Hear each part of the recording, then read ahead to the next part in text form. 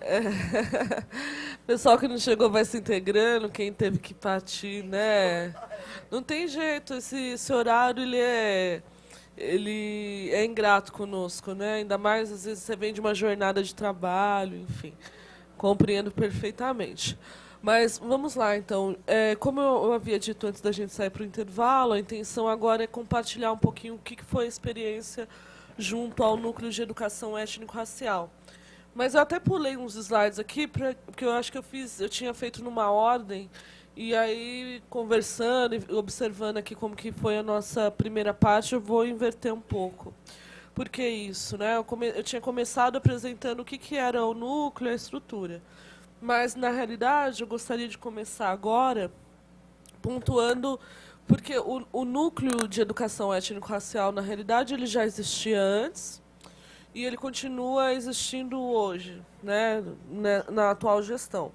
Contudo, o que acaba sendo o grande diferencial do trabalho desse núcleo, que vai possibilitar esse trabalho, né, durante a gestão que nós trabalhamos? É que o núcleo, esse trabalho, a estrutura do núcleo, ela é fortalecida a partir do momento em que a educação para as relações étnico-raciais e a implementação da Lei 10.639, 11.645, são pautas da gestão municipal.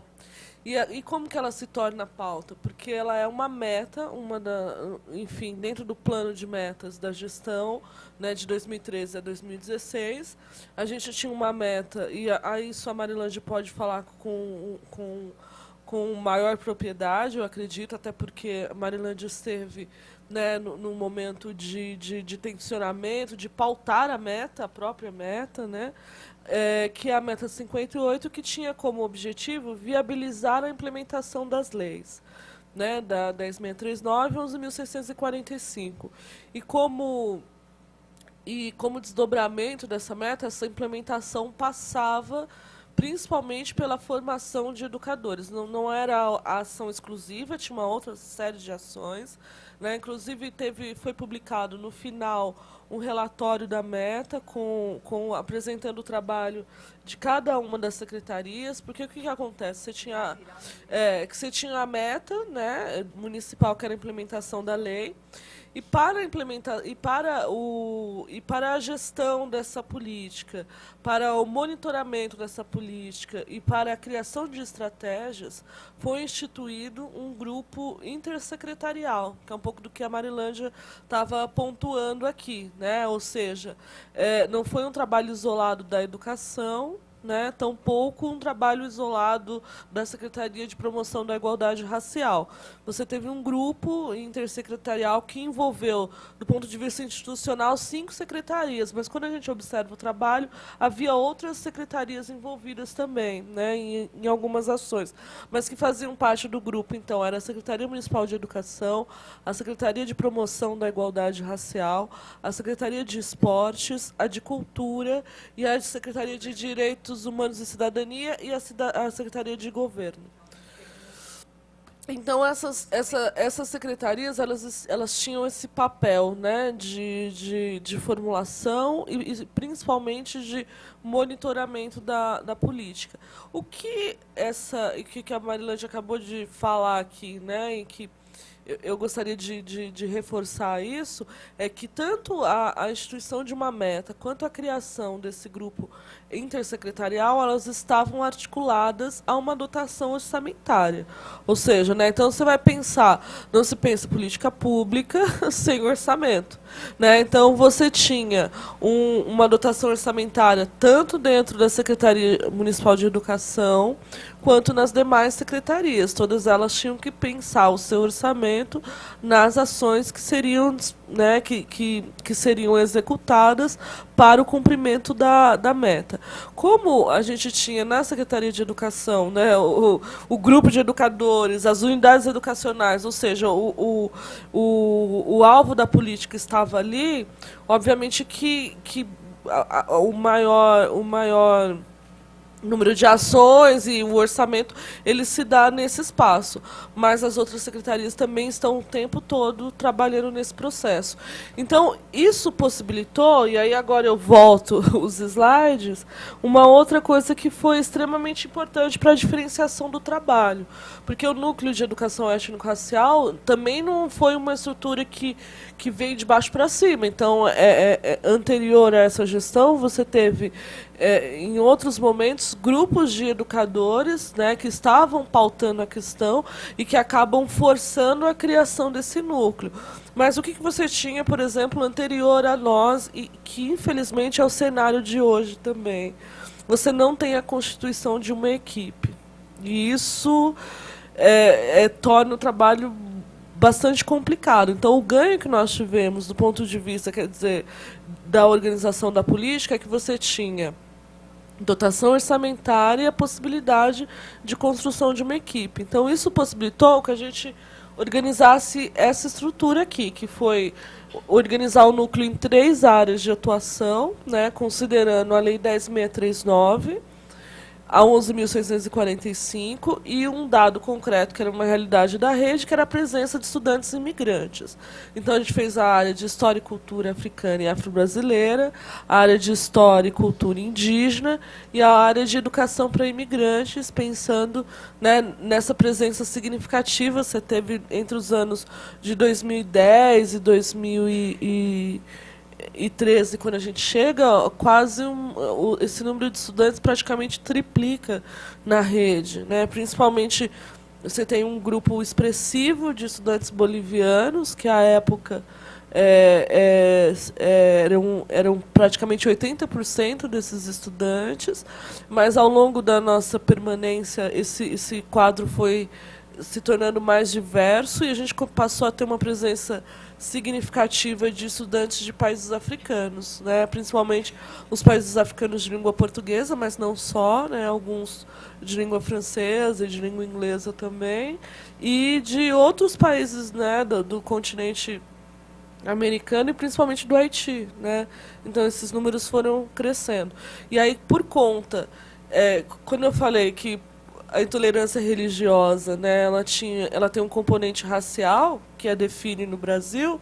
Quando a gente pensa a questão da xenofobia, também é um componente racial que define, né, essa xenofobia. Não há uma xenofobia com qualquer imigrante, né? Então, por isso, dada essa realidade, é que essa pauta também entra no núcleo de educação étnico-racial. Né, porque inicialmente muitos perguntavam para a gente também, mas por quê, né? A questão dos imigrantes no núcleo de educação étnico-racial. Ora, as situações de conflito, elas estavam marcadas, né? Quais eram os estudantes que passavam por essas situações? Bolivianos com ascendência indígena, africanos, haitianos, que são estudantes negros, enfim. Então, havia esse componente racial e, por isso, a área é integrada ao núcleo de educação étnico-racial e é oficializada durante o nosso trabalho. Além disso, o núcleo de educação étnico-racial ele acaba entrando na estrutura da secretaria. Isso por meio de uma portaria, né, que vai institucionalizar o núcleo e que vai atrelar o trabalho desse núcleo a uma coordenadoria. Na verdade, quando nós entramos, ela tinha outro nome. Depois a secretaria passou por uma reorganização, né, e o que era DOT, né, que era a Diretoria de Orientação Técnica, se tornou a Coordenadoria Pedagógica. Embora tenha passado por essa reformulação, a essência dessa área dentro da Secretaria permanece, que é a essência de pensar a formação continuada e a gestão da gestão curricular, né, da rede, a reflexão sobre o currículo e a gestão e a produção de materiais pedagógicos, né? Então, são as principais atribuições. E o núcleo ele entra dentro dessa área na Secretaria de Educação, justamente porque a questão étnico-racial ela teria que ser pensada para além dos temas, mas ser pensada também na perspectiva curricular, né? Então, todo o processo de formação, todas as ações desencadeadas tinham como objetivo final que a gente conseguisse pautar isso nas formulações curriculares da rede. Felizmente, acho que a gente acaba alcançando isso em alguma medida, mas a gente sabe que muitas vezes a mudança de gestões municipais ela implica um redirecionamento do currículo, porque esse também é um espaço de disputa, né? Um espaço de poder e de disputa. Então, isso é recorrente na educação brasileira, não é uma realidade de São Paulo. Então, a cada mudança de gestão, seja estadual, municipal, federal, você tem reformulações do ponto de vista curricular, né? E, às vezes, reformulações bastante problemáticas, né? Mas, enfim. Nossa. Pode, peraí, mas só um minutinho. Eu queria entrar no 58, queria entrar na gestão. Isso. Aí exatamente, né, Mari, a questão da meta como algo da gestão, e aí por isso que eu falei que você ia falar ainda, mas só fechar esse primeiro momento, que aí acho que você fala da meta, e depois eu gostaria de olhar para o plano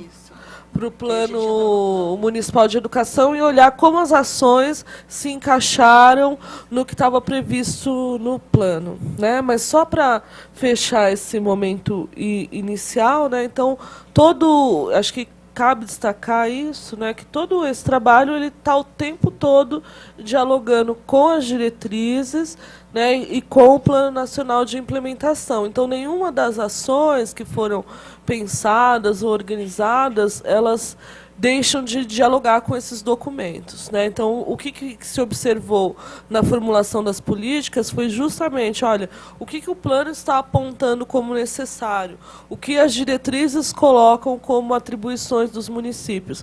A partir disso é que se organizou.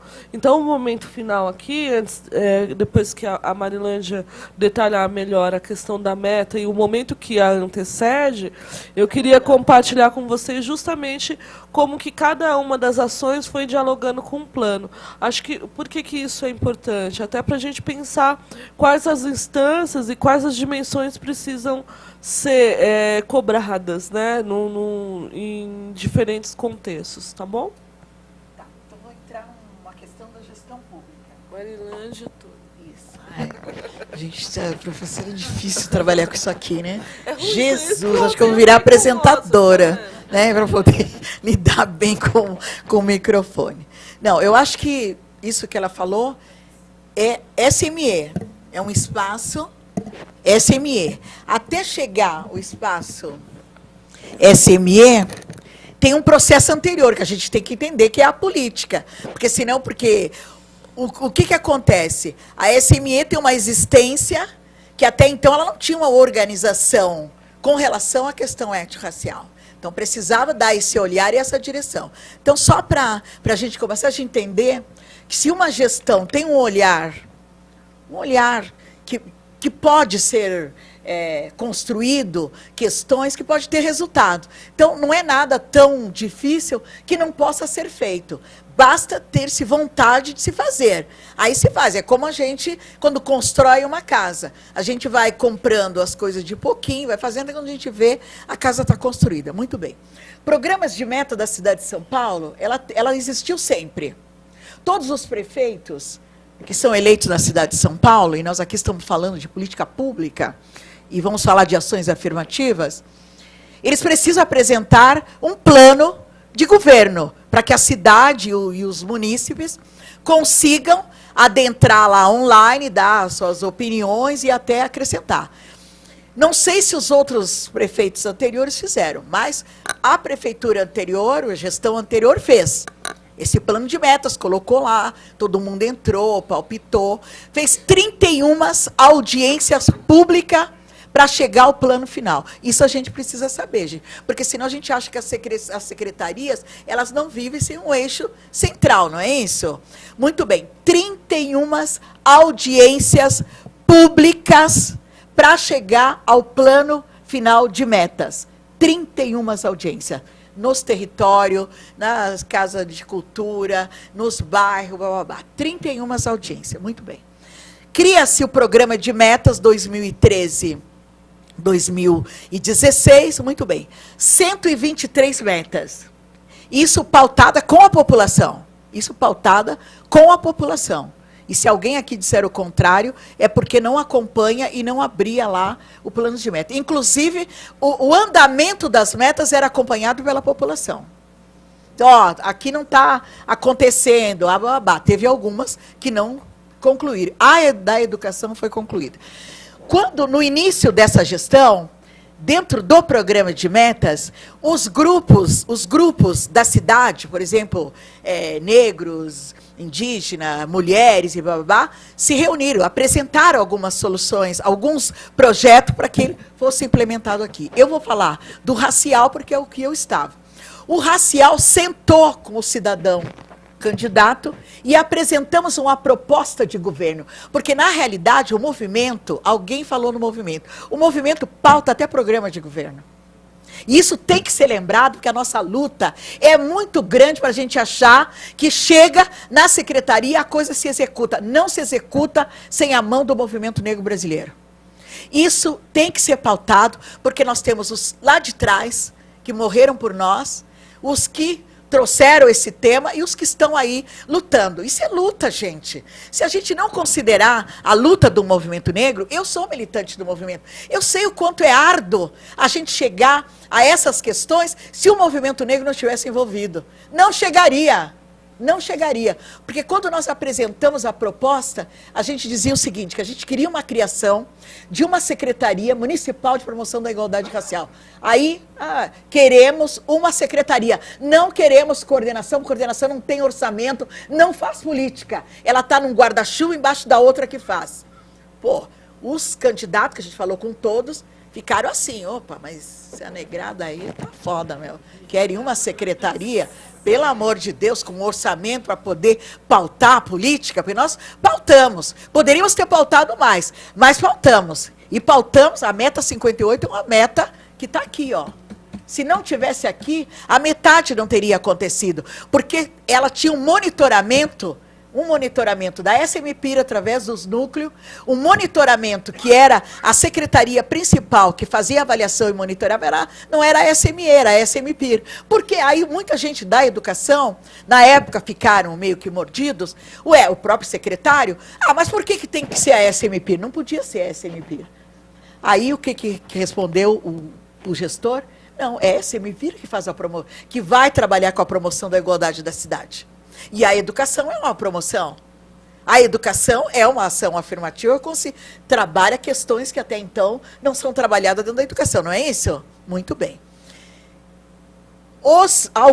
Esse que tinha 50 e tantos %, ele disse que ia pensar, que é deputado federal, eu não sei nem o nome dele. Ele disse que ia pensar se iria criar a secretaria. O outro lá, não sei o quê, do PSB, sei lá o quê, ele disse também que ia pensar. Do PMDB também disse que não, que era possível sim, e que seria interessante. Falou sim. E o outro que disse, não, eu crio, porque eu quero criar também a Secretaria de Mulheres. Tanto foi uma das primeiras ações, foi criar a secretaria, poderíamos ter avançado muito mais, mas você sabe que um governo não é pautado só do gestor. Tem os entraves, tem aquele que está lá para que as coisas não aconteçam, o cara lá está 30, 40 anos, eu não faço. Aí não tem ninguém que faça ele fazer. Então, ele guarda, ele emperra, né? Alguém aqui sabe que na escola é a mesma coisa. Deixa eu só terminar esse pensamento aqui, eu já te dou a fala. Então, minha gente, criou-se a secretaria, que é a meta 57. A meta 57 é o plano superior para as outras políticas acontecerem. Aí, o que a gente conversando com ele, e aí eu até ia trazer o plano, que seria até interessante que vocês tivessem em mãos, a parte da educação. A parte da educação coube a mim escrever. Eu peguei esse plano, eu digo, ninguém tem que inventar roda.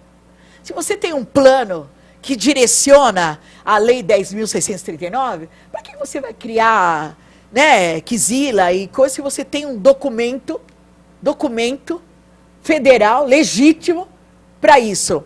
Me debrucei nisso aqui, eu já conhecia, porque eu já tinha pautado isso nos estados, junto com outras pessoas, e fiz um documento junto com com o documento que nós, negros e negras da cidade de São Paulo, queríamos. E a educação eu detalhei muito bem detalhadinho, e botando a impressão o quanto a educação para o povo negro é importante.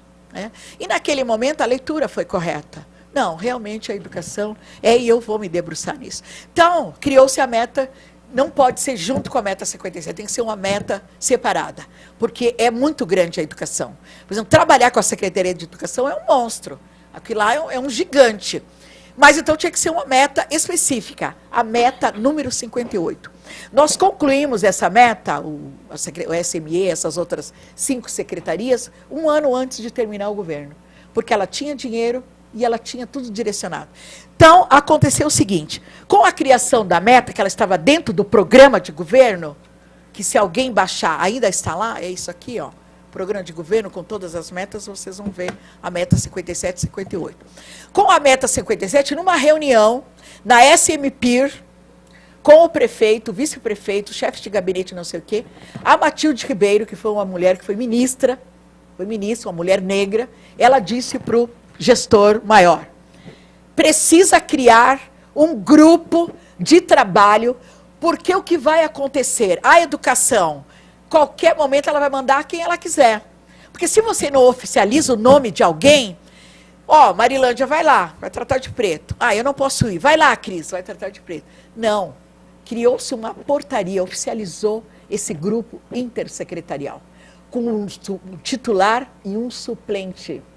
Só poderia participar ou o titular ou o suplente. Não podia mandar outra pessoa, porque era um grupo de trabalho, não era um grupo para montar festividade. Olha o diferencial. Por isso que é importante a gente voltar à política até a gente chegar no desdobramento, que é os passos que eu falei para vocês. Se a gente não consegue entender a política governamental e como a cabeça dos governos funciona, a gente não consegue realizar nada. Eu tive no governo da Erundina, a gente realizou muito pouco, porque a gente não tinha isso. No governo da Marta, nós tínhamos muito pouco, porque a gente não conseguiu organizar dessa forma. Muito bem, criou-se a portaria com esse grupo. Esse grupo montou um plano estratégico de ações. Aí estabeleceu as conferências étnico-raciais que teve na cidade, a compra de material que depois virou o leituraço, a criação de 13 núcleos em cada DRE, em cada diretoria de ensino, as formações e um questionário que foi feito no início de tudo. A SME fez um questionário para saber o que a rede pensava da educação étnico-racial. Isso tudo estava no plano estratégico. Por isso que aconteceu. Porque você tinha o plano, você tinha o orçamento para a execução do plano. Gente, para ver como é possível esse tema, ele avançar. É possível.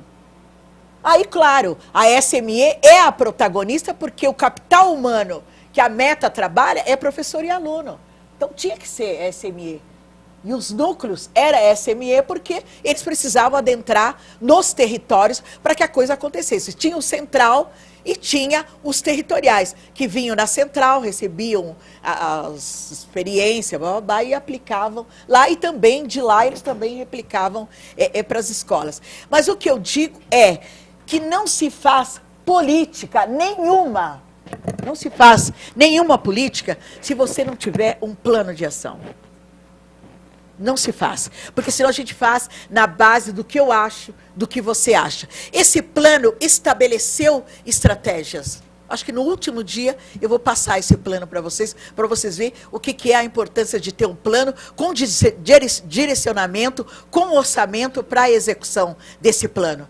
Então ele foi que foi. A SME tem grana pra caramba, todo mundo sabe que a educação é o maior orçamento de uma prefeitura. É a educação, é o maior orçamento. Ele é maior que o da saúde. Vocês sabiam disso? É maior que o da saúde. Então, a essência que a gente precisava para a meta, o que a meta direcionava era visibilidade para a meta, para leis federais 10.639 e 11.000 645. Com o núcleo criado, com o GTI, a gente pensou. Tinha 2 membros da educação, 2 membros da SMPIR, 2 membros da cultura, da gestão, do direitos humanos e bababá. E a SMPIR, como era a Secretaria de Promoção, ela fazia o acompanhamento, ela cobrava das outras secretarias. O pessoal da educação nos odeia até hoje, não os pessoal do núcleo, mas aquele pessoal que não entendia essa parte, dizia, pô, mas o pessoal da SMPIR é um pé no saco, né? Porque nós ficamos realmente acompanhando, tanto é que a gente fez uma avaliação final, que agora vai sair um livro com relação a isso. Então, gente, o governo, a gestão pública, se ela tiver o pensamento com relação, se tiver quem pense, porque na realidade ele não precisa ser o pensador absoluto, mas se tiver um núcleo, um grupo de trabalho,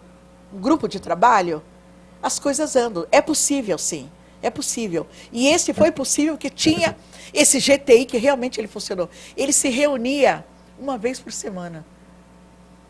Era trabalho mesmo, não era núcleo para se reunir a cada um mês, cada não sei. Ele se reunia todas as primeiras terça-feiras, não, uma vez por mês. Toda a primeira terça-feira do mês, o núcleo se reunia. E dificilmente chegou o suplente. Sempre o titular estava, porque saiu no Diário Oficial o nome das pessoas, então ele não podia dizer que ele não podia ir. Olha, não posso ir. Mas como? Então manda o teu suplente. Então o que eu digo que se você não pega esse tripé, que é programa, um planejamento para a cidade e um plano de ação, você não faz política. Então esse tripé é fundamental. Programa, planejamento e plano. Né? O programa, porque está ali dizendo o que a cidade precisa, uma cidade como São Paulo, que tem essa desigualdade imensa, que não é só no campo educacional, todos nós sabemos, né? Ela precisa de um olhar organizado, senão ela não consegue ver. Então, quando se organiza esse olhar para que essas políticas avancem, elas avançam. Aí ela consegue avançar, fazer parceiros entender que é possível fazer uma política com essa temática que é invisibilizada. Ela é invisibilizada. Então, ela conseguiu dar visibilidade porque se organizou. Entendeu? Eu acho que essa era a minha parte. Depois a meta 58, ela vai ler. Eu ia ler o original, que está aqui, mas como ela colocou ali, lê aí. Ah, né? Não, mais ou menos. Na verdade, agora, quantos minutos? Cadê a Silvia? 10? Então tá bom. Vou tentar acelerar o processo aqui, até porque acho que a Marilândia já... esse entendimento, né? Porque acho que já compartilhou bem o que era o histórico, o que é o contexto, né? Enfim, para a gente ver como que se deu isso nas ações, enfim. Bom, você quer fazer um sorteio, né? 5, porque tem o sorteio. Como a gente tem... esqueci de falar das produções que nós fizemos, hein? Então, isso aqui tá aqui, ó. Uma produção História da África em 2 volumes. Que tem alguém da rede aqui? Receber História da África em 2 volumes. Procura na tua escola que tá. SME fez a entrega. Isso aqui tá aqui no meu slide também. Bom, gente, rapidinho, só para fechar, e se não der tempo de falar de todos os itens hoje, a gente conclui na semana que vem. Então, diante, né, do que eu coloquei inicialmente, que a Marilândia expõe agora, dessa construção de um plano estratégico, enfim...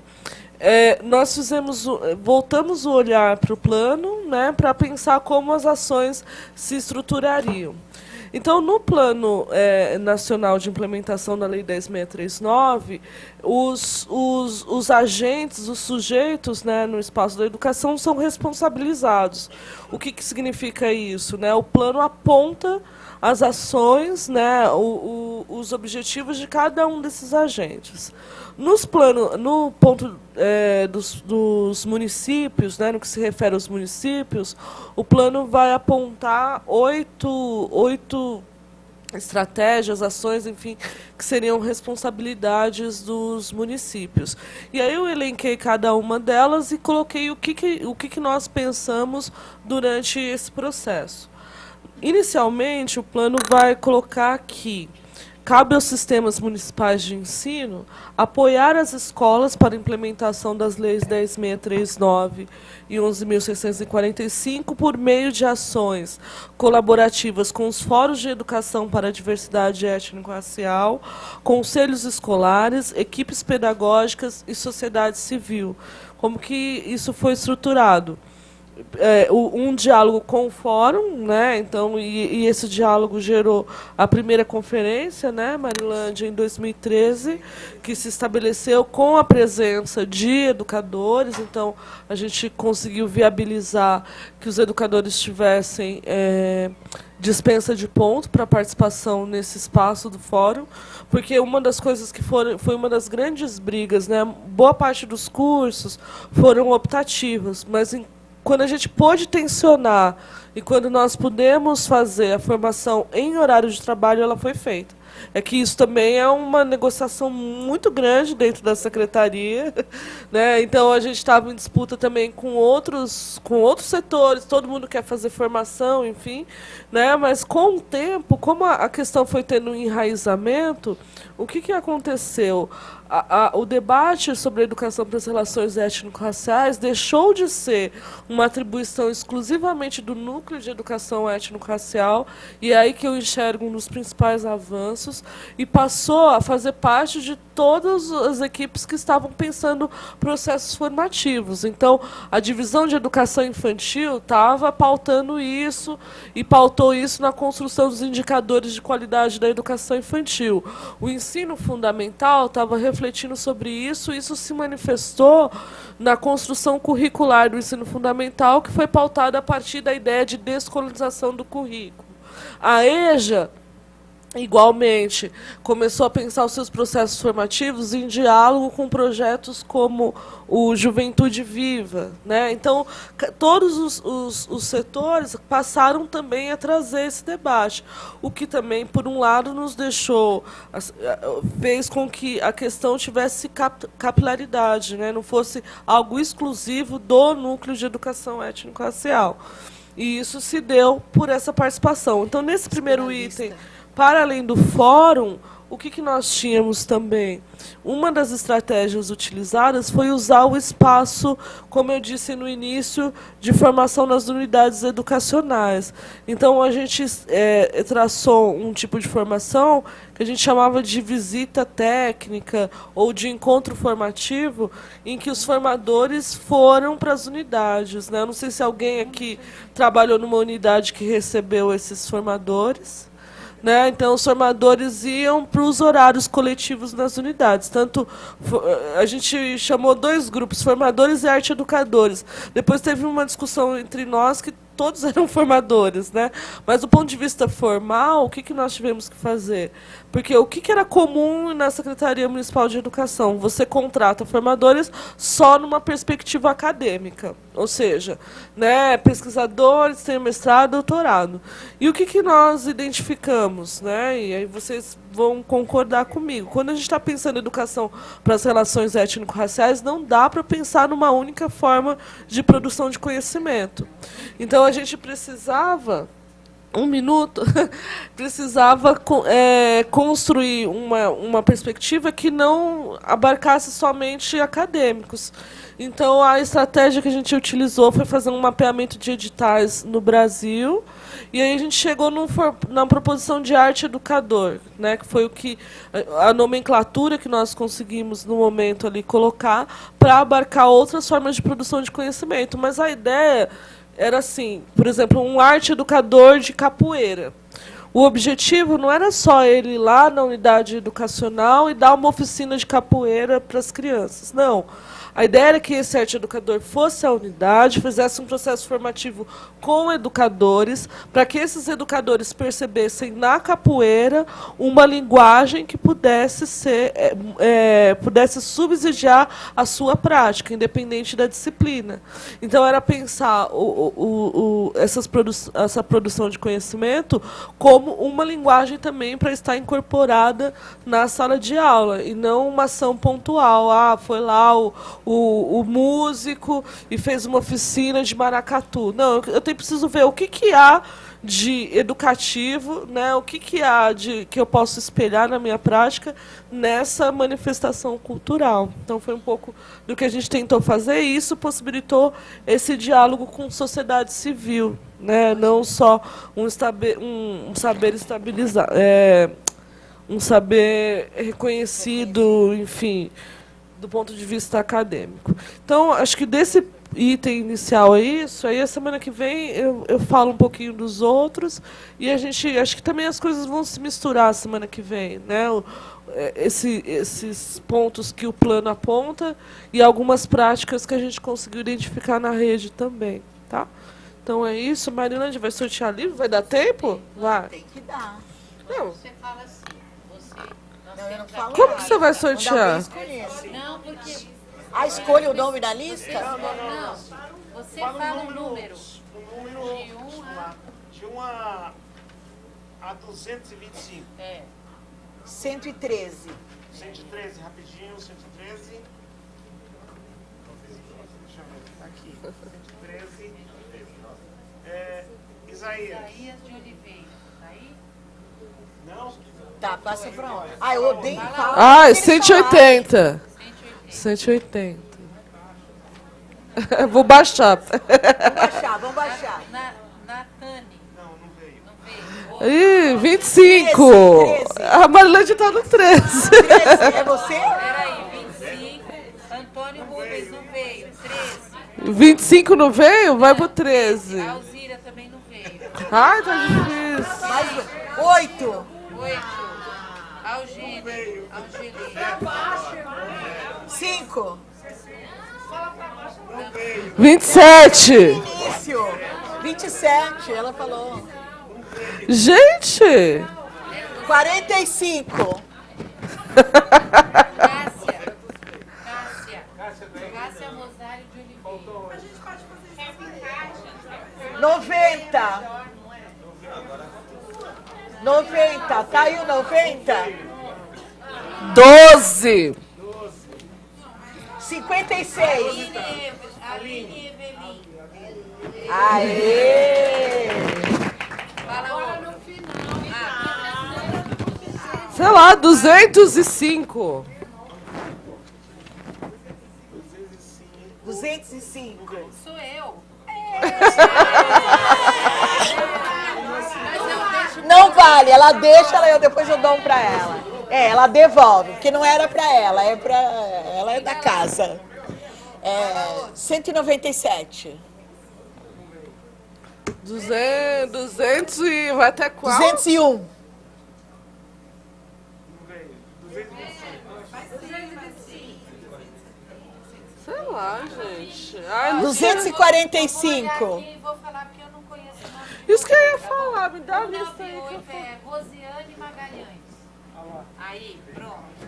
Aí, ó. Fala outro. Fala os meninos. Vai pra si. Ricardo Pires. Mais pra baixo. Agora, Adetaio. Ariel. Ariel. Foi embora. Aline Aparecida Caroba. Pronto. Aí, que mais? Bruna Helena. Pra baixo. Vamos lá. Andréa Keila.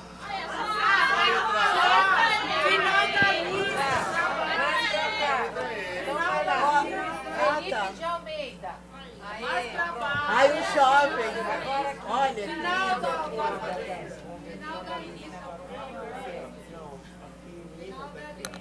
Maria de Fátima. De Souza Rocha. lindo jovem. Mais pro final. Peterson. Ladislau. Peterson. Não, tem 3 planos aqui ainda. Não, quem ganha esse não é esse.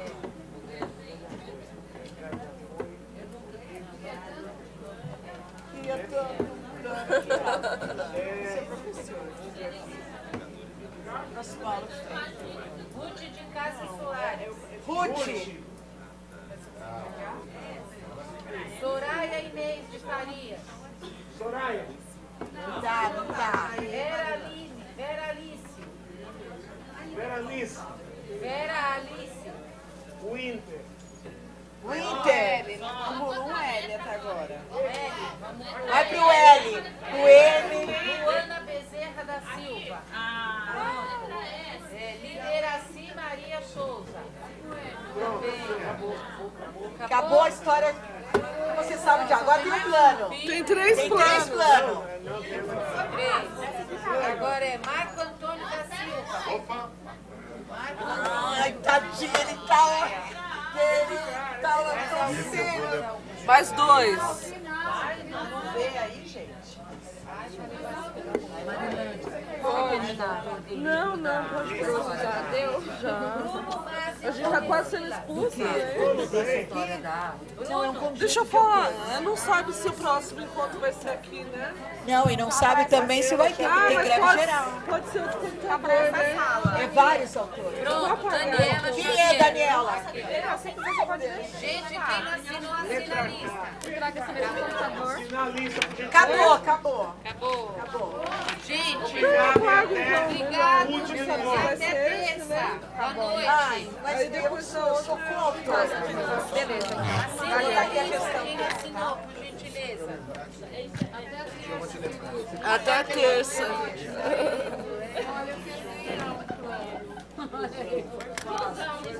Você sabe que físico eu também não tenho. A Marilândia não me deu. Todo mundo já assinou? Já, né?